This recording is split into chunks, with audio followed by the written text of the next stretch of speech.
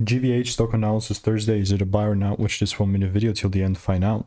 So as I'm looking at Globavend Holdings Limited, I see a 7 cent level. I'm actually 8. Post market is 7.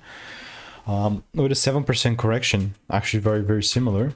But for me, this is not like I'm gonna pop up here and just start selling randomly. You know, it is a bearish market for me, but selling randomly is just not gonna happen.